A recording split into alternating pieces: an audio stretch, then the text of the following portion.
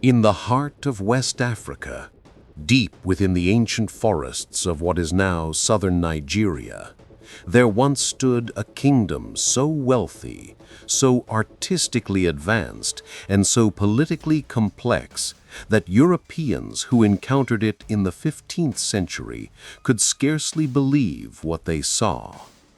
A kingdom of coral-red palaces, guarded by warriors whose discipline rivaled the armies of medieval Europe, and ruled by a monarch believed to stand between the world of the living and the spirit realm. This is the story of Benin, its breathtaking rise, its golden age of power and creativity, and the catastrophic fall that shocked the world. To understand the Benin Kingdom, we must step back nearly 1,000 years into an era when West Africa was a mosaic of expanding states, some fading, some rising, all competing for land, trade, and influence. Among these, the Edo people were forging something extraordinary. Their walled city, Benin City, would eventually become one of the architectural wonders of the pre-colonial world. At its height, the Benin Kingdom was not merely a regional power. It was a hub of diplomacy, a master of metal casting, and a society governed by a political system far more advanced than early European visitors expected. But like so many great civilizations, Benin's story is not simply one of glory. It is also a story of rivalry, betrayal, imperial ambition, and the violent collision between Africa and Europe at the dawn of the colonial age. The origins of Benin are woven into layers of history and myth. According to Edo tradition, the kingdom was first governed by a line of semi-divine rulers known as the Ogiso, kings of the sky. Their rule began centuries before 1000 CE, when the region was dominated by small but organized communities. Over time, these communities unified into a central authority, laying the foundations of a kingdom that would soon seek a stronger, more stable form of leadership. But the Ogiso dynasty eventually declined. The chiefs grew dissatisfied with what they saw as misrule, and power struggles threatened to tear the region apart. Seeking a new beginning, the elders of Benin sent for a ruler from the neighboring Yoruba kingdom of Ife, a place revered for its sacred kingship. From this call came Prince Oranmiyan, son of the legendary Oduduwa. Though Oranmiyan returned to Ife after a brief period, he left behind a son, Eweka I, who would become the first true Oba of Benin. With Eweka, the Oba dynasty began, a lineage that would shape the destiny of the kingdom for nearly a millennium. As the Oba dynasty grew more powerful, so too did the political structures that supported it. The Oba became more than a king. He became a spiritual leader, believed to possess divine authority. His role intertwined governance, religion, and cosmic balance. Benin's political system evolved into an intricate hierarchy. Palace chiefs, town chiefs, guild leaders, and warrior commanders all played roles in maintaining order. This structure allowed the kingdom to project authority far beyond its capital, controlling territories through diplomacy and, when necessary, military conquest. Yet it was under the reign of Oba Ewuare the Great, in the mid-15th century, that Benin's kingdom transformed from a regional state into a true empire. The rise of Ewuare itself is a story steeped in legend and conflict. Before ascending the throne, Ewuare, then known as Prince Ogun, navigated a deadly court filled with rival princes and power-hungry chiefs. Through cunning, alliances, and determination, he emerged victorious and took the throne as Ewuare. Under his rule, Benin entered a golden age. Ewuare expanded the kingdom through military campaigns, stretching its influence across present-day Edo State and into parts of modern-day Delta, Ondo, and beyond. Benin became a major force along trade routes that connected West Africa to the wider world. It was during this period that Benin City underwent massive transformation. Ewuare ordered large-scale construction projects, including moats, walls, and new palace complexes. The city's layout became highly organized, a testament to urban planning rarely seen in medieval Africa.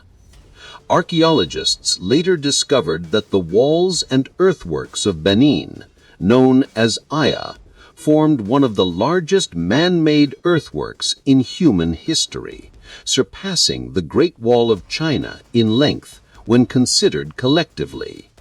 Benin's cultural identity flourished as well.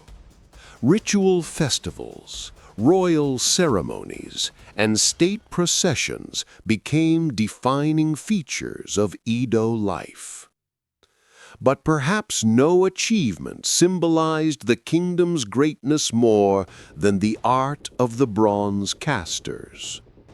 In the royal city, nestled within the palace grounds, the Igun Eronwon Guild, the royal bronze casters, produced masterpieces that would astonish the world centuries later. Using the ancient lost wax casting technique, they created plaques, heads, altarpieces, and sculptures of unparalleled sophistication. These artworks captured the memories of each Oba, the valor of warriors, and the rituals of the kingdom.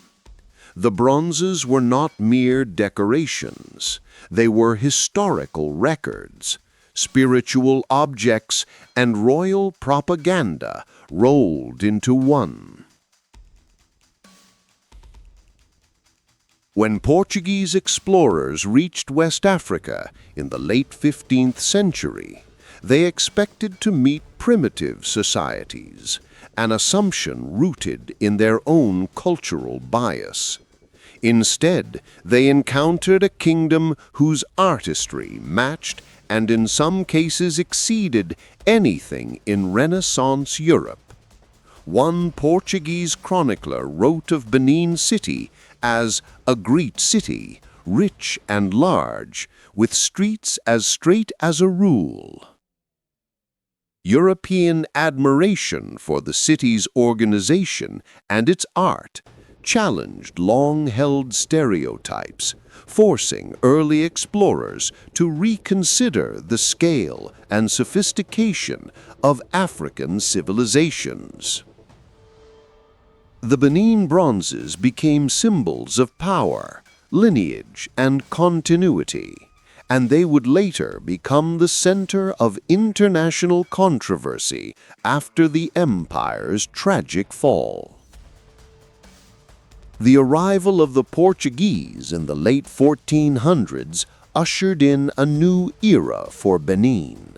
The kingdom quickly established diplomatic and commercial ties with the Europeans, trading pepper, cloth, ivory, and later, tragically, enslaved people. Benin was not a passive actor in these exchanges. The Obas displayed remarkable political intelligence, controlling what the Portuguese could access and carefully managing how much influence they were allowed. Diplomacy, Ambassadors and carefully negotiated contracts shaped the relationship. For a time, this partnership brought prosperity. Guns, metals, and foreign goods flowed into the kingdom. Benin's commercial network expanded as it positioned itself strategically within Atlantic trade. But as Europe's hunger for wealth and slaves grew, so too did tensions. The Atlantic world was changing rapidly, and Benin found itself drawn into dangerous currents that would eventually threaten its sovereignty. To understand the Benin Kingdom, one must understand the spiritual dimension that permeated every aspect of its governance. The Oba was not merely a political ruler. He was considered a divine figure, the intermediary between the living and the supernatural. An intricate system of rituals, festivals, and sacrifices maintained cosmic order. Among the most important was the Eweka festival, an annual ceremony meant to renew the Oba's spiritual power and protect the kingdom. The palace itself functioned as both administrative center and religious shrine. Sacred objects, royal ancestral altars, and ceremonial spaces filled the vast complex. Each Oba was immortalized through bronze heads placed on ancestral altars, linking past and present rulers in an unbroken chain. Benin's spirituality was woven tightly into its political identity.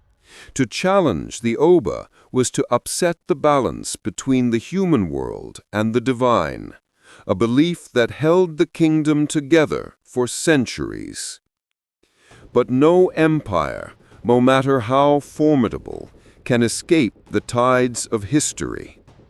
By the 18th and early 19th centuries, the Benin Kingdom faced mounting internal and external pressures. European powers were reshaping the coast of West Africa, carving spheres of influence as they raced toward territorial domination. Meanwhile, the transatlantic slave trade had devastated many regions, altering economies and destabilizing societies. Benin, once cautious about participating in the slave trade, eventually found itself drawn deeper into its networks. The moral and social consequences were profound. Internal political struggles intensified. Succession disputes weakened the monarchy. Factions within the palace vied for power. A kingdom that once had commanded respect across the region now struggled to maintain its authority. And as Europe turned its attention from trade to outright colonization, Benin's resistance would clash violently with British imperial ambitions. By the late 19th century, Britain sought to dominate trade along the West African coast, particularly in palm oil, a commodity essential for its industrial economy. Benin, under Oba Ewuare, resisted British attempts to impose control and open up the kingdom entirely to external commerce. Benin's rulers had long maintained strict regulations on foreign trade, allowing access only through approved routes and intermediaries. The British viewed this as obstruction. Tensions escalated as British traders complained to their government, pushing for stronger intervention. In 1897, these tensions reached a breaking point. The British planned a diplomatic mission to force the Oba into signing trade agreements, despite being warned that the kingdom was in the middle of sacred rituals, during which the Oba could not receive visitors. The mission proceeded regardless. As the British delegation marched toward Benin, they were ambushed by warriors. Nearly the entire party was killed. The British saw this as an act of war. What followed would become one of the most devastating cultural losses in African history. In February 1897, Britain launched a massive military retaliation known as the Benin Punitive Expedition. Equipped with modern rifles, artillery, and naval support, the British forces overwhelmed Benin's defenders. Benin City fell after fierce resistance.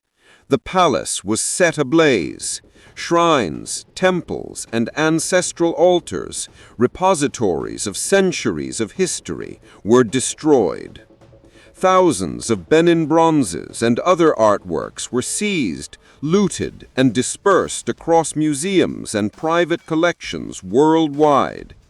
Today, these artifacts reside in institutions as the British Museum, the Berlin Ethnological Museum, and many others, often at the center of debates over repatriation. Oba Ewuare was captured, exiled to Calabar, and never returned to his throne. With him ended the autonomy of one of Africa's greatest kingdoms. Though the kingdom fell, its legacy did not disappear. The descendants of the monarchy preserved cultural traditions, rituals, and royal institutions even under colonial rule. After Nigeria achieved independence in 1960, the Oba of Benin regained cultural and ceremonial roles, continuing a lineage stretching over 900 years. Today, the story of the Benin Kingdom challenges old narratives about Africa. Its achievements, from the vast city walls to the intricacy of its bronzes, reveal a civilization of extraordinary intelligence, creativity, and political sophistication. Yet the tragedy of 1897 remains a wound in global memory. Museums around the world still debate the rightful ownership of the bronzes. Some have begun returning artifacts to Nigeria, acknowledging the violence through which they were taken. The Benin Kingdom stands as a testament to Africa's forgotten empires, a reminder that the continent's history is far richer, more complex, and more powerful than once believed. And as the echoes of the past continue to resonate, the world is beginning at last to rediscover the brilliance of Benin.